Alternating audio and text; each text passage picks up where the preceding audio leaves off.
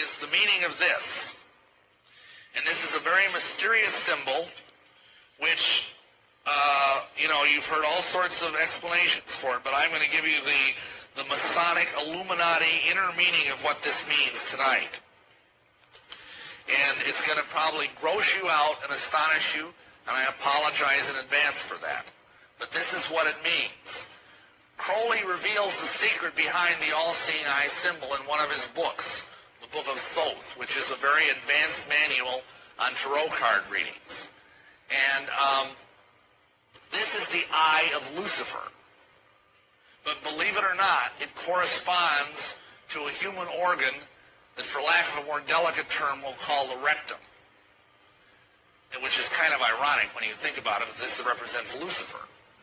And what this refers to is that the occult archaeometric doctrine of Masonry is that by accessing alternate universes through sodomy, especially of young boys, you can access alternate dimensions of reality through what are called the tunnels of Typhon.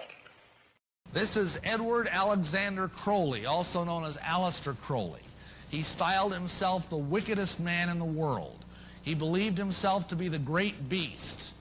And he changed his name to Aleister Crowley so it would add up in both English, Hebrew, and Greek Kabbalah as 666. In 1904, Crowley had a communication with an extraterrestrial being named Iwas. And this being, through his wife, kind of a channeling type operation, brought forth a book that was called the Book of the Law in 1904.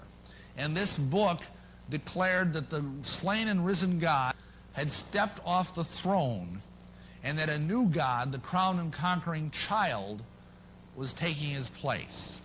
He was a brilliant genius. He could play 8 chess games blindfolded. He was an accomplished poet, mountaineer, painter, writer. He had so many Masonic degrees that you could fill up 5 pages of a book with them.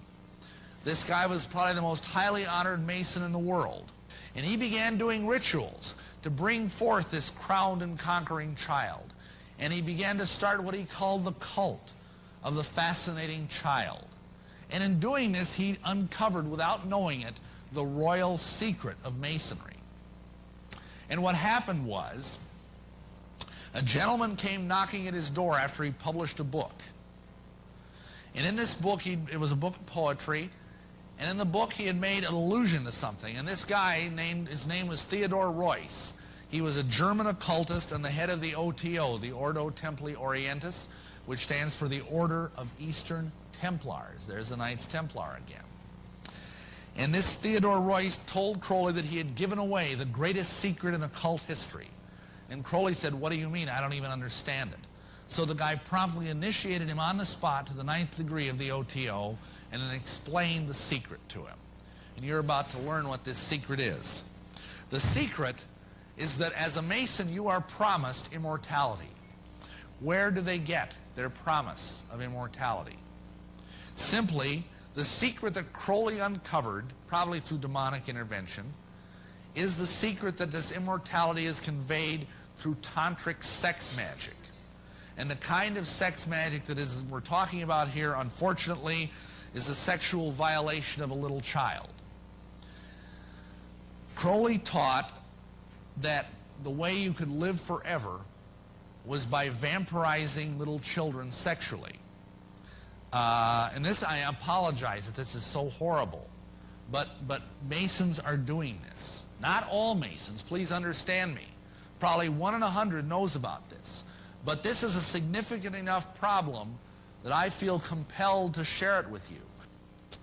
This is why the Masons believe that they will live forever. They think every time they defile a little child, they steal some of that child's youth. What happens then is they believe that they are accessing alternate universes, alternate realities where they can become as gods. Everything in magic, like everything in the occult, has its yin and yang. It's positive and it's negative, it's good and evil. There's always this dynamism. And so therefore, just like there is a tree of life, there is also a tree of evil. This is called the Qliphote in Hebrew. which translated means harlots. Here is what is ultimately involved. There is a belief that through this sexual perversion, they can access these tunnels into alternate universes, alternate realities. And the goal of this kind of magic is to find your own universe and become the god over that universe. This buys into the modern day physics theory that there's many, many dimensions of reality. Maybe you've read about that. Alternate universes. It shows up in science fiction a lot. And then once you're the god of this universe, you can start sucking the energy out of it. And you can use that energy through this child to live forever and ever and ever. And there are men, I have met several that claim to be hundreds of years old. And this broad genre of magic is called, and here's a nice big word for you, Transuguthian magic. And all that means is it's magic that goes into trans-Plutonian space. Space beyond the planet Pluto, which they believe is beyond the pale of the sun and therefore beyond the pale of the Judeo-Christian God. They believe there are gods out beyond Pluto that are far more powerful and far more dangerous and far more deadly than either God or the devil. And that's what these beings, these men, are trying to access.